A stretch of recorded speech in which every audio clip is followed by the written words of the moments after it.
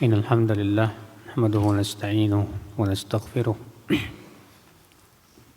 ونعوذ بالله من شرور أنفسنا ومن سيئات أعمالنا من يهده الله فلا مضل له ومن يضلل فلا هادي له أشهد أن لا إله إلا الله وحده لا شريك له وأشهد أن محمدا عبده ورسوله قال الله تعالى في كتابه الكريم يا أيها الذين آمنوا اتقوا الله حق تقاته ولا تموتن إلا وأنتم مسلمون أما بعد. Kita lanjutkan ayol ikhwah bab at-tib was-siwak yaumal jumu'ah. Bab minyak wangi dan siwak pada hari Jumat.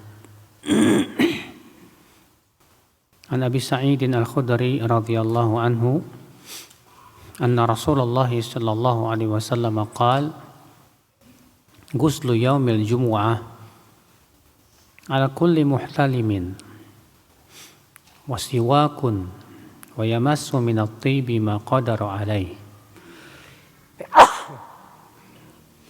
Alhamdulillah. Ya,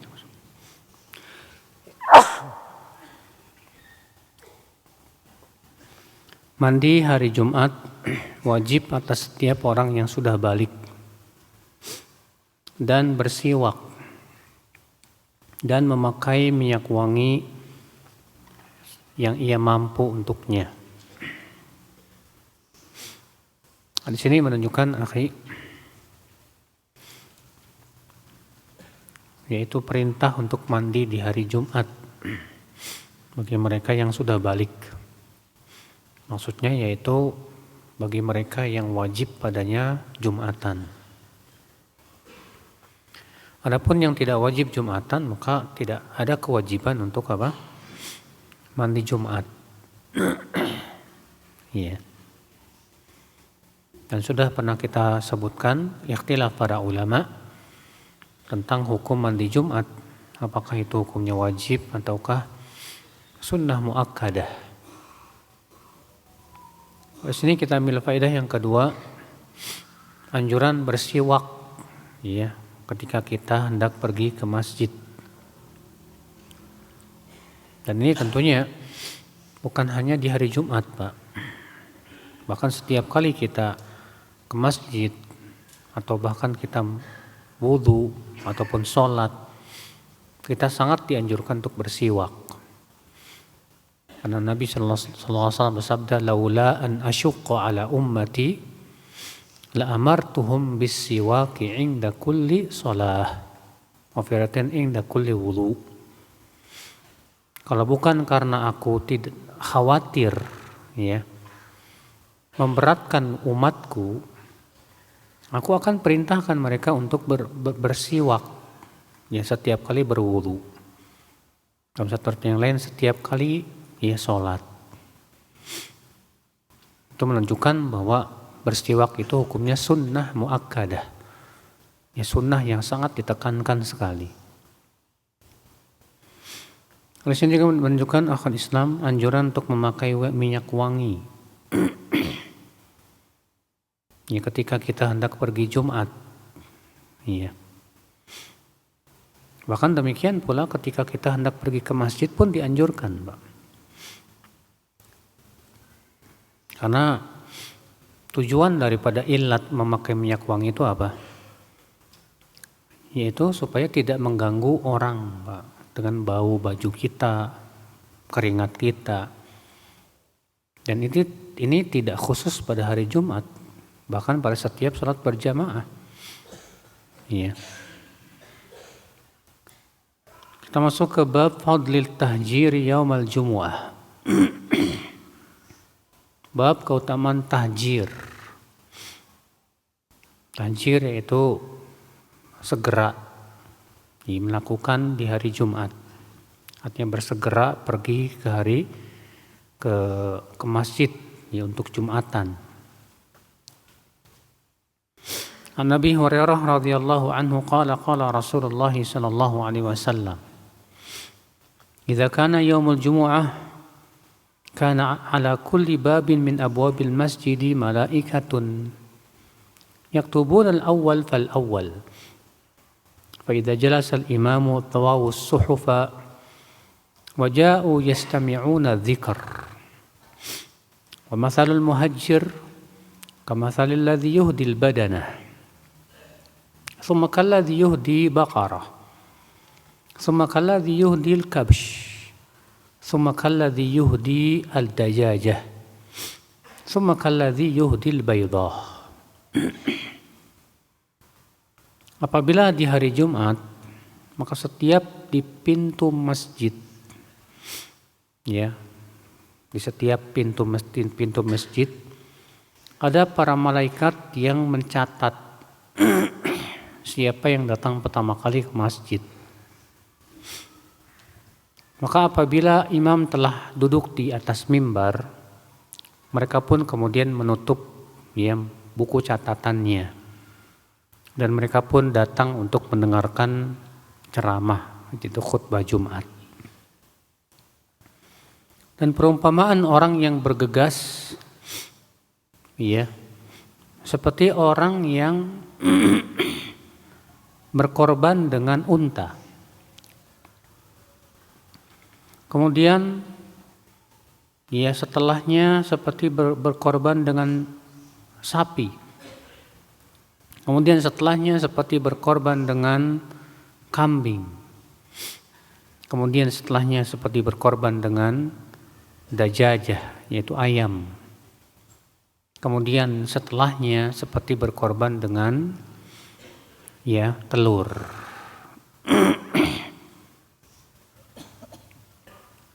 Dan dalam hadis yang lain disebutkan siapa yang datang di waktu pertama, ya, maka seakan-akan ia bertakarub dengan apa? Berkorban seekor unta. Siapa yang datang di waktu kedua, maka pada waktu itu sapi. Ketiga apa? Kambing. Keempat ayam. Kelima telur. Hadis ini kita ambil faedah, akhi.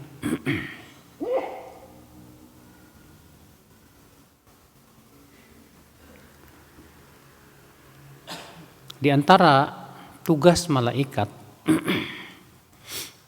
di antara malaikat ada yang Allah tugaskan, Pak, untuk menulis orang-orang yang datang ke masjid di hari Jumat.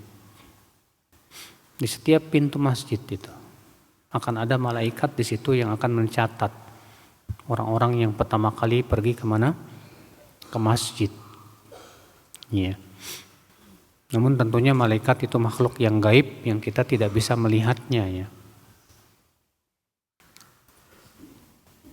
Hadis ini menunjukkan yang kedua, fadlut tahjir,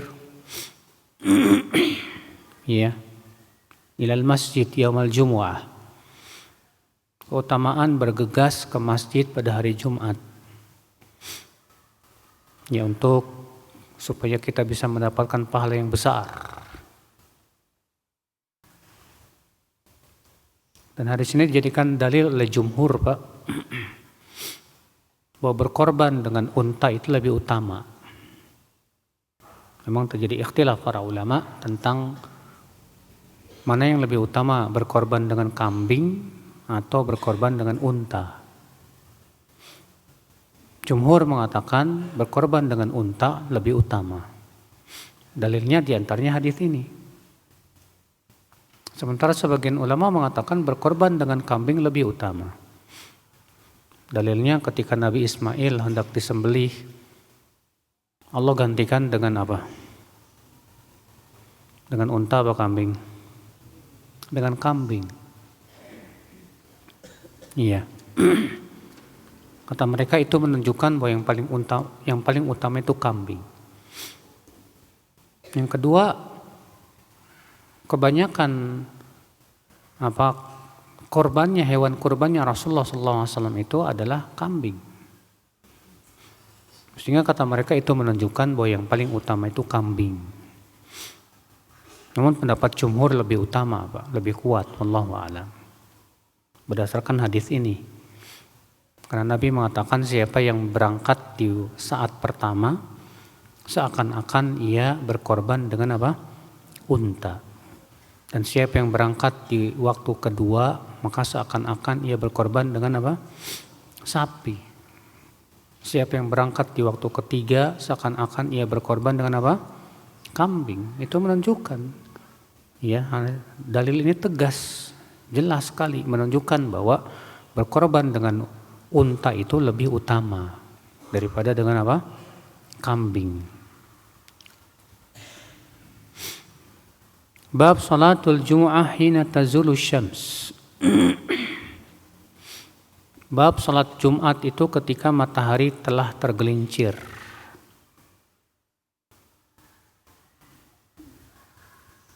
An Salamah bin Al-Aqwa radhiyallahu anhu qala kunna nujammi'u ma'a Rasulillah sallallahu alaihi wasallam idza zalati syamsu thumma narji'u natatabba'ul fai.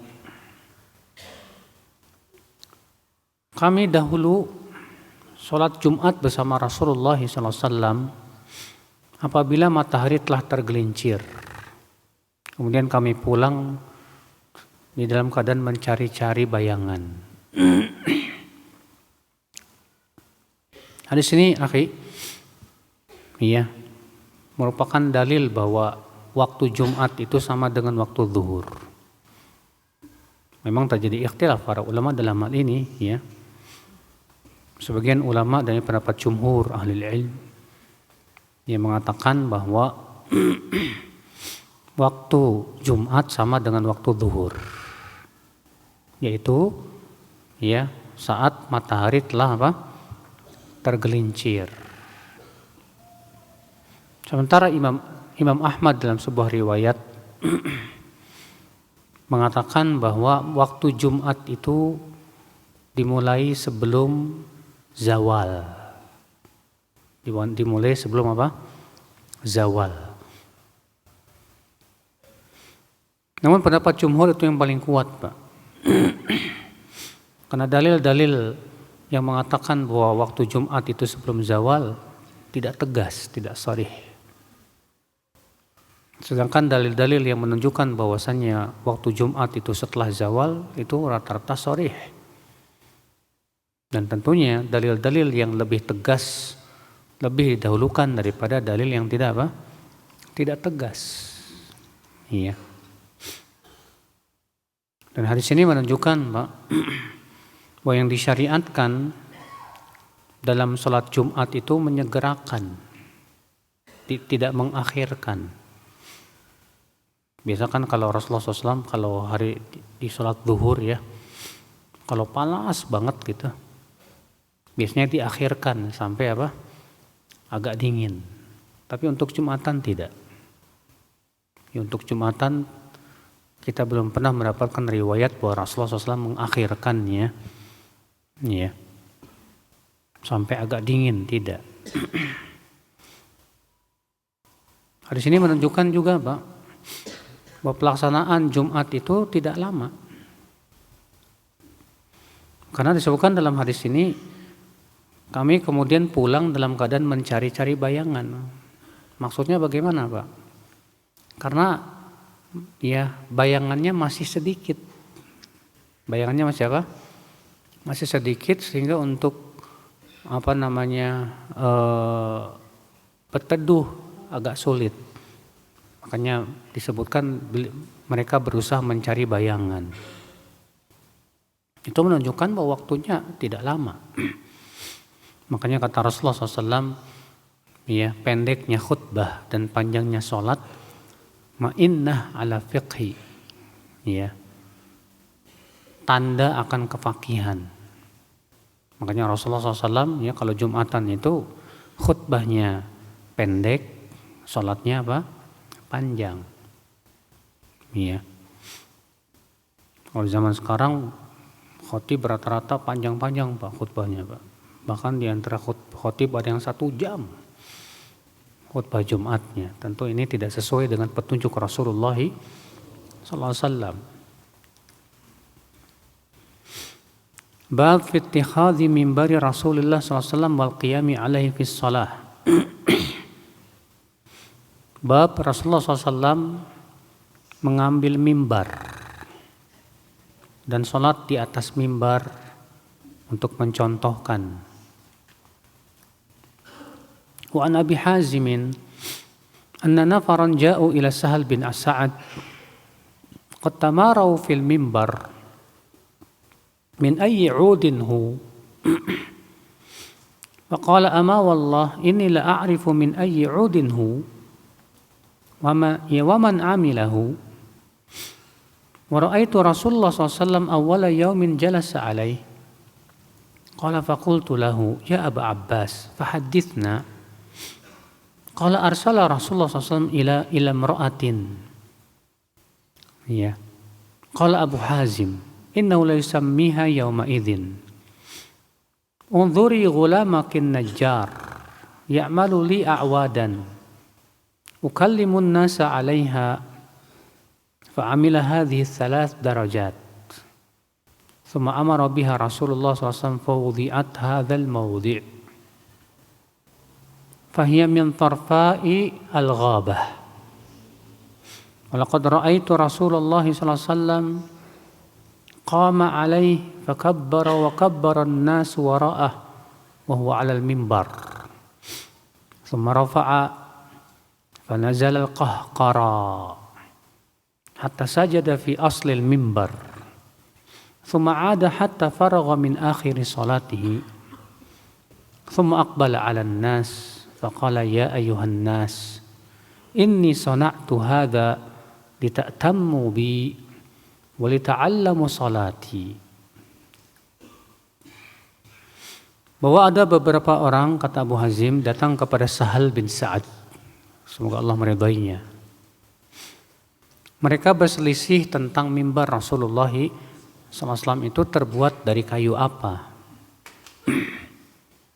Maka Sahal berkata, demi Allah aku tahu terbuat dari kayu apa.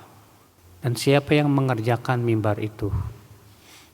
Aku melihat Rasulullah SAW hari pertama beliau duduk di atas mimbar itu. Aku berkata kepadanya, hai Abu Abbas, sampaikanlah hadisnya kepada kami. Ya, kata Rasulullah SAW, kata Sahal, Rasulullah SAW mengirim seseorang kepada seorang wanita. Ya, berkata Abu Hazim dan ia menyebutkan namanya pada waktu itu. Kata Rasulullah SAW, lihatlah budakmu yang pandai kayu itu. Iya. Apa itu kalau pandai kayu namanya? Ahli kayu gitu Pak. Hah? Tukang kayu gitu Pak. Apa namanya? Kalau bahasa Arabnya najjar, ya. Suruh dia membuat untukku mimbar dari kayu, supaya aku bisa bicara kepada manusia di atas mimbar. Maka kemudian si gulam ini, si budak ini pun mengerjakannya dan menjadikannya tiga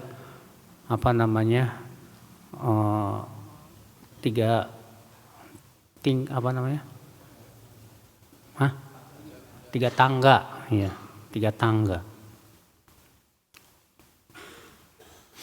Dan menjadikannya 3 tangga. Kemudian Rasulullah SAW setelah selesai pengerjaannya, ia menyuruh supaya mimbar itu diletakkan di tempat ini. Itu ya persis di depan masjid. Dan kayunya berasal dari torfa'il ghabah. Torfa artinya pohon. Al-ghabah itu sebuah tempat di awali Madinah yang dulu itu rimbun dengan pepohonan, Pak. Dan makna ghabah maksudnya hutan tentunya ya. Walaqad ra'aitu Rasulullah SAW qama alaih. Sungguh aku melihat Rasulullah SAW berdiri di atas mimbar. Lalu beliau bertakbir dan orang-orang pun bertakbir di belakangnya. Dalam keadaan beliau di atas mimbar. Kemudian beliau ruku, orang-orang pun ruku. Kemudian beliau i'tidal, sami Allahu liman hamidah. Kemudian beliau pun mundur. Lalu kemudian sujud di bawah, ya, di pokok mimbar. Kemudian beliau di rakaat keduanya naik lagi ke atas. Ya. Demikian beliau lakukan seperti di rakaat pertama. Ketika mau sujud, turun lagi. Sujud di bawah. Kemudian beliau pun menghadap kepada manusia dan berkata, "Wahai manusia, sesungguhnya aku sengaja melakukan perbuatan tadi agar kalian mengikutiku dan mempelajari tata cara sholatku." Nah, di sini, akhi, kita ambil faidah pertama, yaitu ahamiyatur ruju' ila ahlil ilm. Pentingnya merujuk para ulama, para ahlinya, Pak, ketika kita berdebat, berselisih. Iya. Karena orang-orang ini berdebat tentang mimbar Rasulullah SAW terbuat dari kayu apa. Makanya mereka datang kepada seorang sahabat Nabi yang bernama Sahal untuk bertanya. Sehingga dengan cara seperti itu selesai perselisihan. Iya.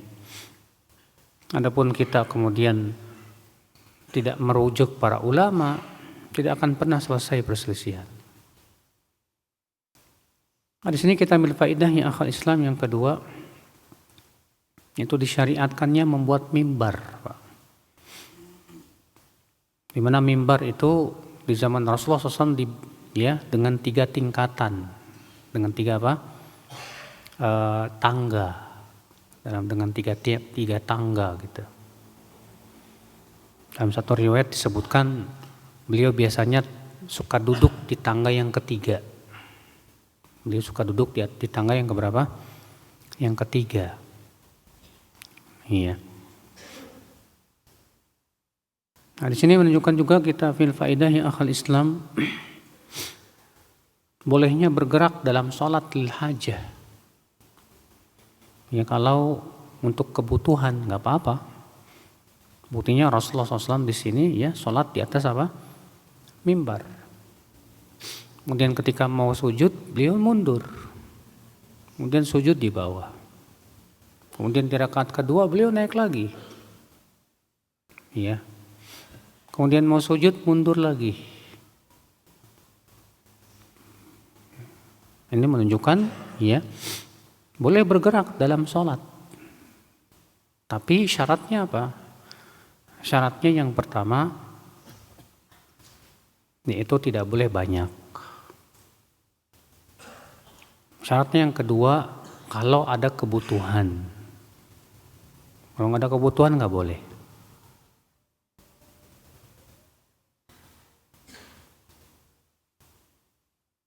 Bab ma yuqalu fil khutbah. Bab apa yang diucapkan dalam khutbah.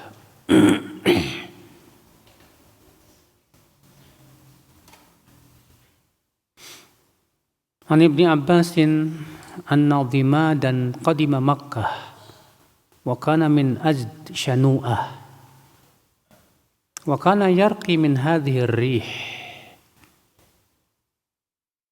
fasami'a sufaha'a min ahli Makkah yaquluna inna Muhammadan majnun wa qala law anni ra'aytu hadha ar-rajul la'alla Allah yashfihi ala yadayya falaqiyahu faqala ya Muhammad inni arqi min hadhihi ar-rih wa inna Allah yashfi ala yadi man syaa fahal lak faqala Rasulullah SAW innal hamdalillah nahmaduhu wa nasta'inuhu wa man yahdihillah fala mudilla lahu wa man yudlil fala hadiya lahu wa asyhadu an la ilaha illallah wahdahu la syarika lahu wa anna Muhammadan abduhu wa rasuluhu amma ba'd.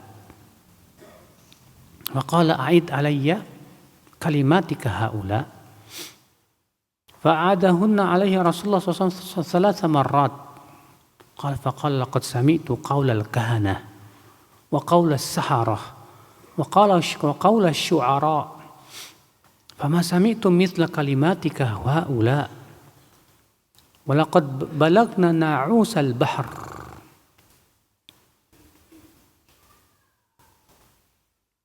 Faqal hati yadak ubayi'ka alal Islam. Qala fabaya'ahu. Faqala Rasulullah SAW wa ala qaumik. Qala wa ala qaumi.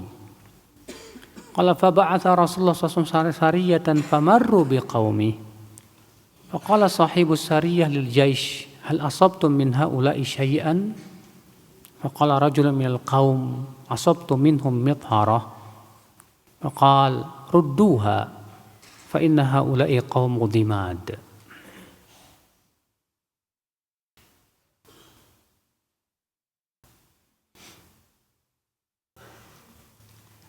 Dari Ibnu Abbas bahwasanya dhimad datang ke Mekah dan dia berasal dari sebuah tempat namanya Azad Syanu'ah.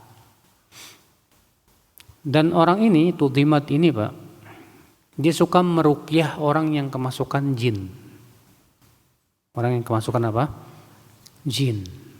Yang disebut dengan ar-rih. Ar-rih di sini artinya al-junun min masil jin. Gila karena kemasukan apa? Jin.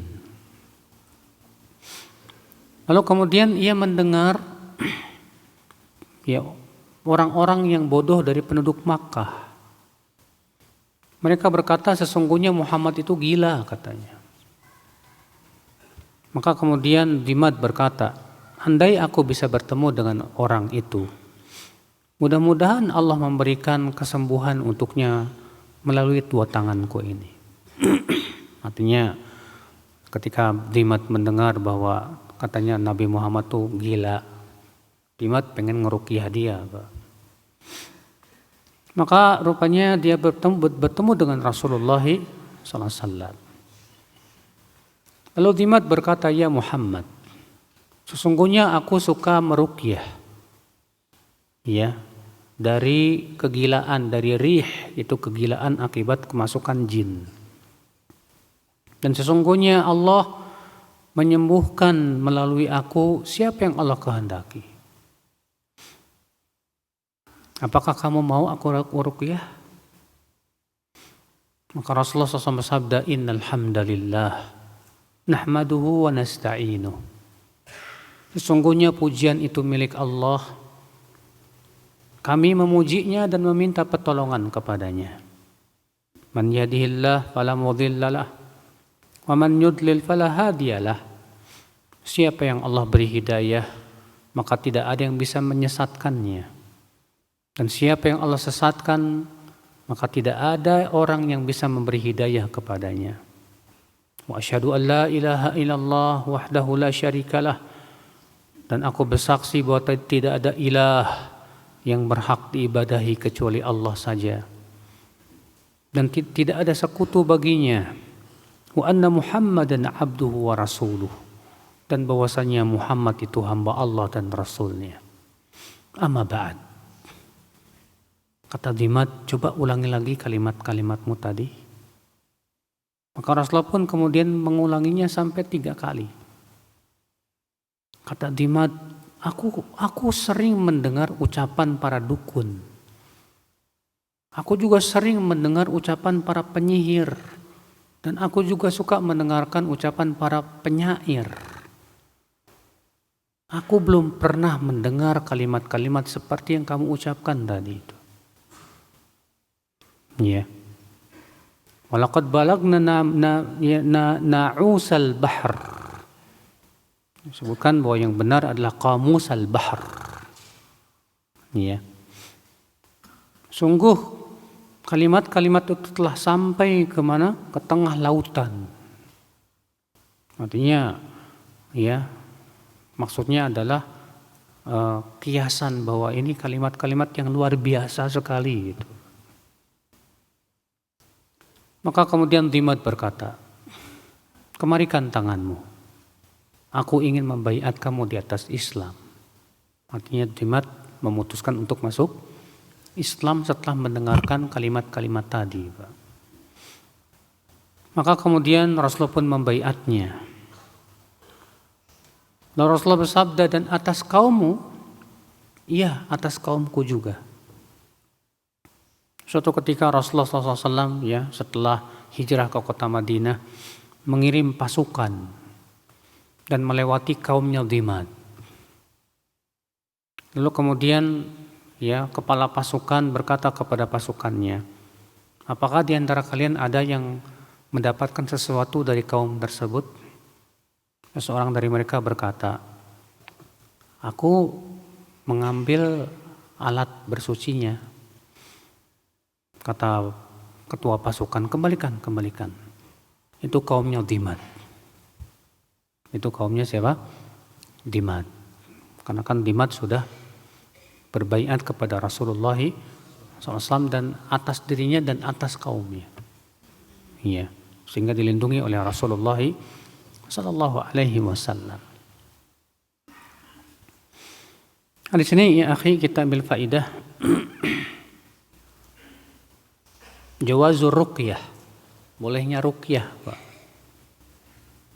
Namun tentunya ruqyah itu disyaratkan ya, yang pertama tidak boleh mengandung kesyirikan. Adapun kalau mengandung kesyirikan haram. Kata Rasulullah SAW, i'ridu alayya ruqakum la ba'sa birruqa ma lam takun syirkan. Perlihatkan kepadaku ruqyah kalian tuh. Tidak apa-apa ruqyah selama tidak mengandung kesyirikan. Iya. Yang kedua, harus dengan bahasa yang dipahami, bahasa Arab. Bukan bahasa-bahasa yang aneh-aneh, Pak. Mantra-mantra yang aneh-aneh. Iya. Dan yang paling utama tentunya, Pak, ruqyah itu dengan Al-Quran dan hadis. Boleh ya dengan doa-doa yang kita buat, boleh. Selama tidak mengandung kesyirikan dan dipahami maknanya, Pak. Karena Nabi mengatakan, i'ridu alayya ruqakum la ba'sa birruqa ma lam takun syirkan. Perlihatkan kepadaku ruqyah kalian, tidak mengapa ruqyah selama tidak mengandung apa? Kesyirikan. Nabi hanya memberikan syarat satu, tidak mengandung apa? Kesyirikan. Nah, di sini kita ambil faidah, Pak.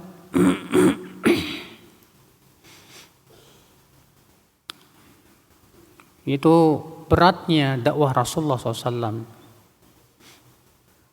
Dan bahwasanya kaumnya itu memberikan berbagai macam tuduhan-tuduhan kepada Rasulullah.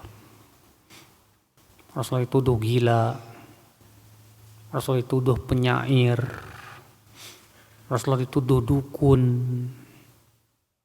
Iya. Itu memang konsekuensi dakwah, Pak. Kalau Rasulullah aja dituduh begitu, terus di zaman sekarang kita berdakwah dituduh dengan berbagai macam tuduhan, ya biarin aja. Iya. Di zaman sekarang kan dituduhnya dengan apa? Wahabi lah, radikal lah, berbagai macam tuduhan itu. Ya nggak masalah, silakan aja lah. Yang jelas yang kita sampaikan jelas dari Al-Quran, Sunnah, dan apa yang dipahami oleh salafus saleh. Iya. Nah, di sini kita ambil faedah selanjutnya, Pak. Dianjurkan sebelum berkhutbah atau berbicara, ya memuji-muji Allah dulu, Pak. Karena Nabi SAW di sini ya, ketika ditawari oleh Dimad untuk diruqyah, kata Rasulullah SAW di sini apa? Membuka pembicaraannya dengan ini. Innal hamdalillah nahmaduhu wa nasta'inuhu man yahdihillahu fala mudilla lahu wa man yudlil fala hadiya lahu wa asyhadu an la ilaha illallah wahdahu la syarika lahu wa asyhadu anna Muhammadan abduhu wa rasuluh. Namun kata para ulama ini hukumnya sunnah, tidak wajib. Artinya kalau antum langsung ceramah tanpa memuji Allah boleh. Tapi yang sunnah adalah memulai ceramah dan pembicaraan itu dengan memuji Allah terlebih dahulu. Iya. Namun apakah harus ucapannya seperti ini, innal hamdalillah nahmaduhu wa nasta'inu, atau boleh dengan kalimat yang lain? Boleh, kata para ulama. Yang jelas isinya pujian. Walaupun cuma antum bilang alhamdulillah doang enggak masalah. Misalnya alhamdulillah amma ba'd baru antum bicara. Enggak masalah. Namun yang lebih bagus tentu yang seperti ini yang diajarkan oleh Rasulullah sallallahu alaihi wasallam.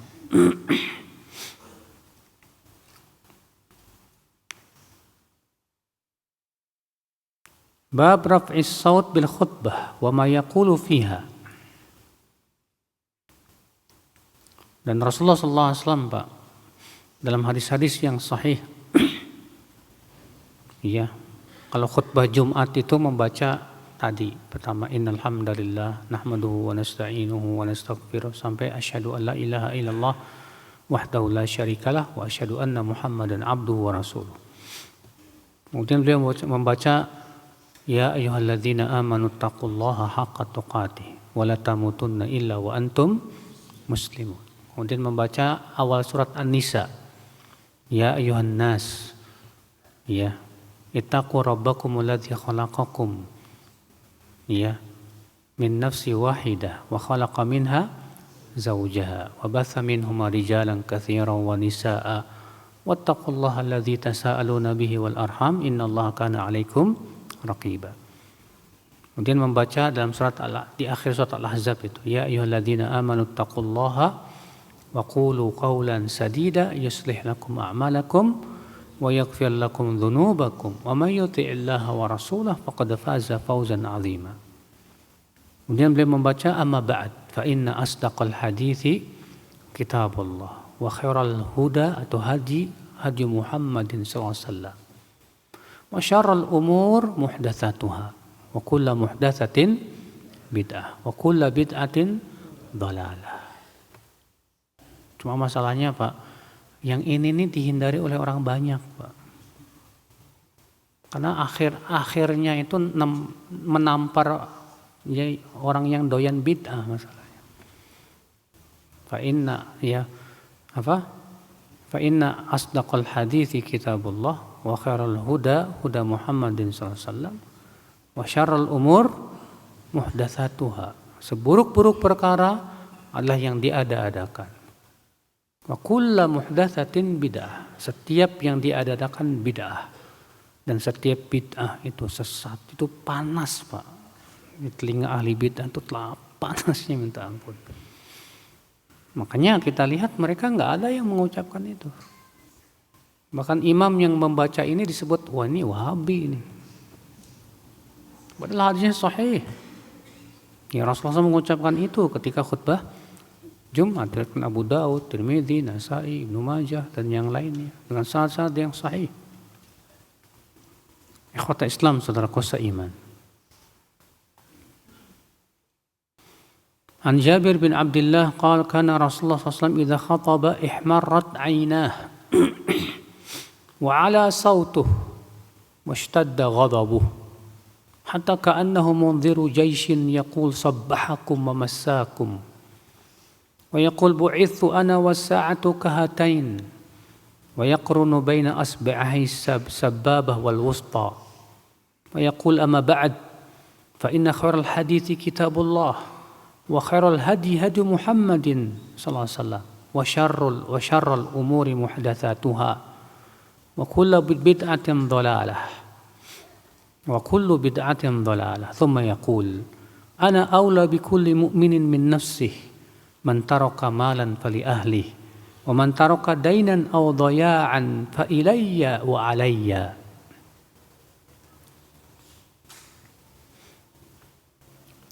Jabir bin Abdullah berkata, Rasulullah SAW apabila khutbah itu matanya memerah, suaranya meninggi dan sangat terlihat marah.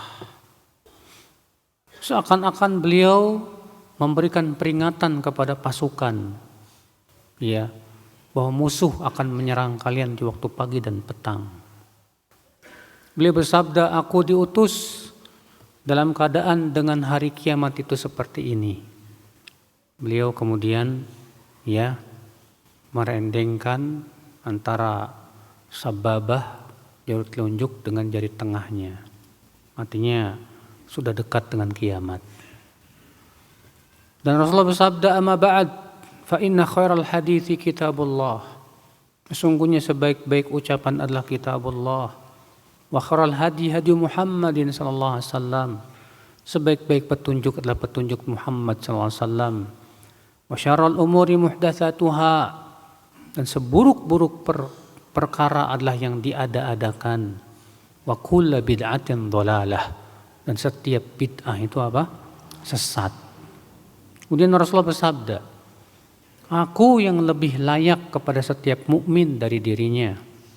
Siapa yang meninggalkan harta, maka itu untuk keluarganya sebagai warisan.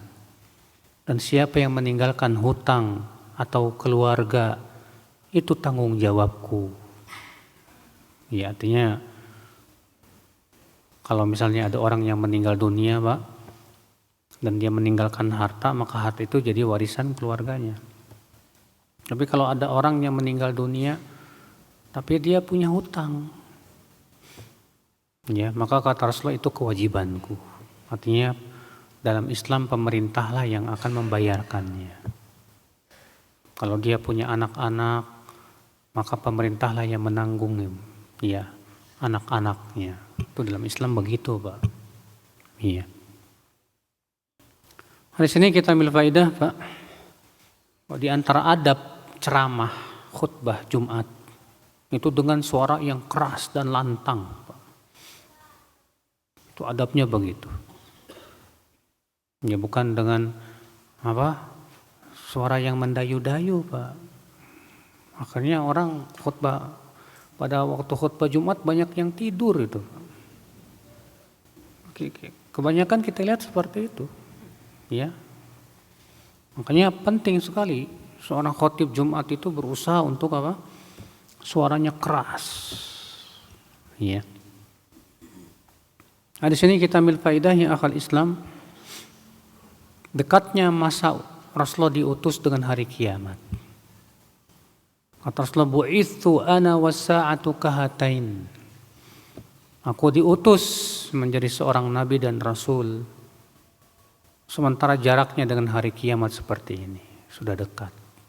Itu di zaman Rasul udah begini, gimana zaman kita, Pak? Ya berarti udah dekat banget, Mas.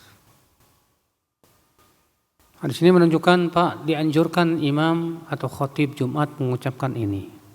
Sebaik-baik ucapan adalah kitabullah. Sebaik-baik petunjuk adalah petunjuk Muhammad sallallahu alaihi wasallam. Seburuk-buruk perkara adalah yang diada-adakan. Tuh lihat. Ini menunjukkan mengada-ngada perkara dalam agama itu perkara yang paling buruk dalam agama. Iya. Dan setiap bid'ah itu sesat. Nabi mengatakan setiap bid'ah sesat. Apa sih makna setiap itu, Pak? Kalau saya bilang setiap orang yang ada di masjid silahkan keluar. Apa maknanya? Semua. Tapi ahli bid'ah enggak ridho, Pak, dengan ucapan ini.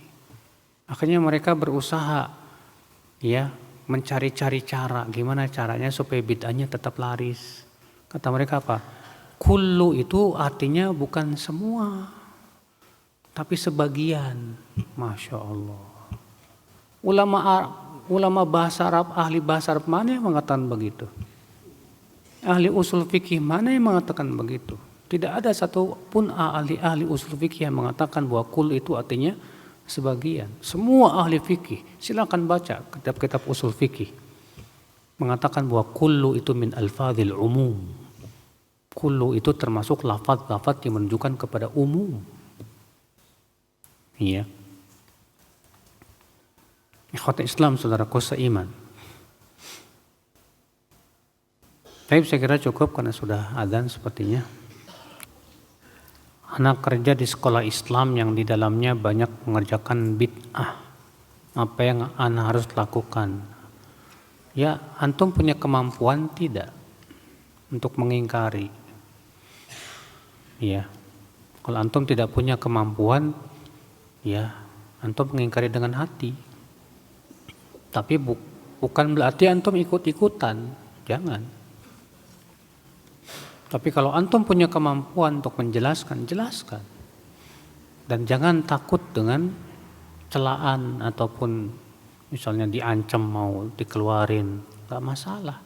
Rezeki Allah yang nanggung, Pak.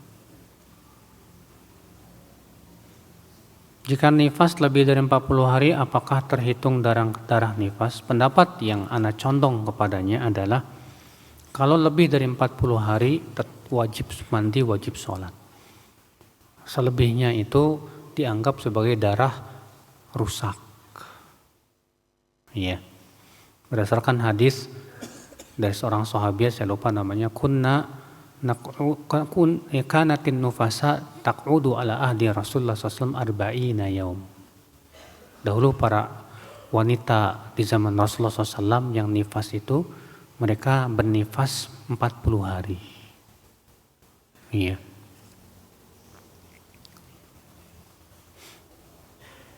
Bagaimana caranya saya bisa konsentrasi dalam sholat, Ustadz? Karena seringkali saya lupa rakaat. Iya. Memang Pak, Rasulullah sudah mengabarkan bahwa dalam sholat itu ada setan namanya khinzib. Nah, si khinzib ini tuh ya kerjaannya menggoda orang sholat dan mengingatkan sesuatu yang kita tidak ingat sebelumnya. Sampai akhirnya kita tidak tahu nih kita sudah berapa rakaat gitu. Iya. Yang jelas pertama, bagaimana kita bisa khusyuk? Yang pertama tentu kita berusaha hati kita mengagungkan Allah dan membesarkannya. Makanya itu rahasia kenapa sholat itu dimulai dengan takbir Allahu Akbar. Karena sebetulnya ucapan itu adalah merupakan kuncinya kekhusyuan, Pak. Siapa yang di hatinya Allah yang paling besar pasti khusyuk. Yang kedua, berusaha untuk memahami ya bacaan-bacaan sholat kita. Ya ketika antum baca Alhamdulillahirabbil alamin Ar-Rahmanir-Rahim, pahami baik-baik. Insya Allah dengan cara itu antum bisa konsentrasi, bisa khusyuk dalam sholat antum. Ya. Adapun masalah lupa, itu alhamdulillah Rasulullah sudah memberikan kepada kita solusinya. Kalau antum lupa, nggak ingat 2 apa 3, ya ambil yang yakin, itu 2, tambah 1 rakaat lagi, kemudian sujud sahwi sebelum salam. Alhamdulillah. Allah berfirman, la yukallifullahu nafsan illa wus'aha. Rabbana la tu'akhidna in nasina au akhtana. Iya.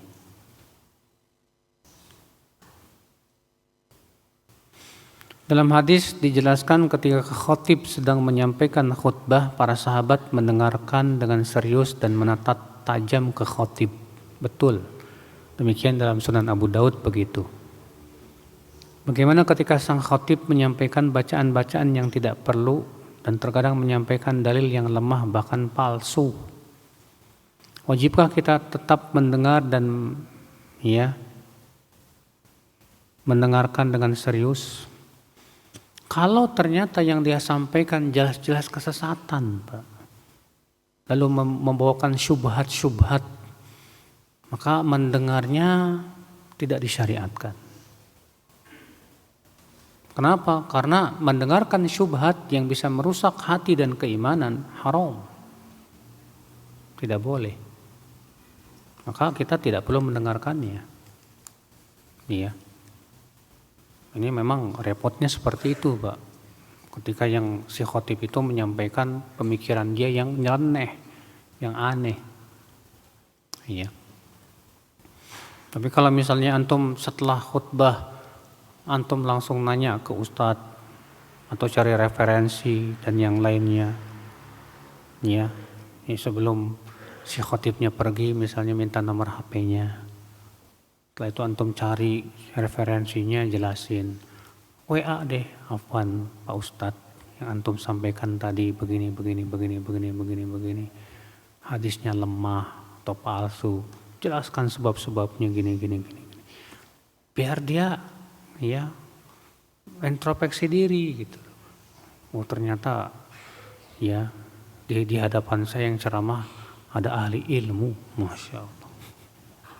Ya, biar nggak sembarangan, seenaknya. Ya.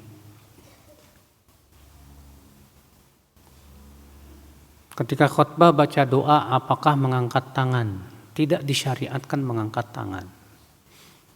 Bahkan itu diingkari oleh seorang sahabat. Dalam Sahih Muslim ada. Belum sampai sholat, hadisnya nanti akan sampai hadisnya. Cuma seorang sahabat mengingkari khotib Jumat yang berdoa dengan mengangkat dua tangan dan berkata qabbahallahu hatain al-yadain. Semoga Allah memburukan kedua tangan itu. Kecuali kata para ulama dalam doa istisqa.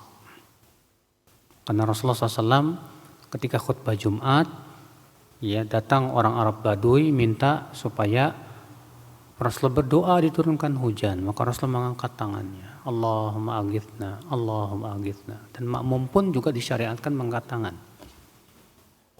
Ya. Ini khusus untuk istisqa. Adapun yang bukan istisqa, maka dalam satu riwayat itu khotib cukup berisyarat saja. Ya demikian, wabillahi taufiq, subhanakallah bihamdik. Asyhadu an la ilaha illa anta astaghfiruka wa atubu ilaik. Assalamualaikum warahmatullahi wabarakatuh.